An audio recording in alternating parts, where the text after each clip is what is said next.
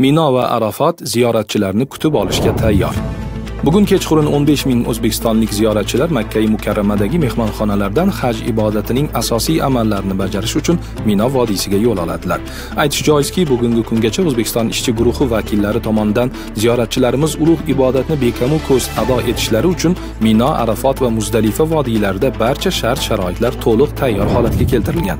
Ayni maqsadda ishchi guruhi va shifokorlarning ma'lum a'zolari mazkur muborak vodiylarda bir muddat oldin borib, ziyoratchilarimizni kutib olishga shay bo'lib turibdilar. Xususan bu yil O'zbekiston tomonining talabiga muvofiq Arafot hududidagi chodirlar yopiq tarzda barpo etildi.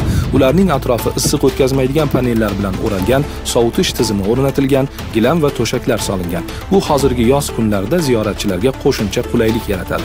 Shuningdek, barcha sharoitlarga ega tibbiyot markazlari 3 mahal issiq ovqat va 24 soat davomida choy va salqin ichimliklar bilan ta'minlash yo'lga qo'yiladi. Arafotda esa hojilarga maxsus to'shak va soyabonlar tarqatish rejalashtirilgan.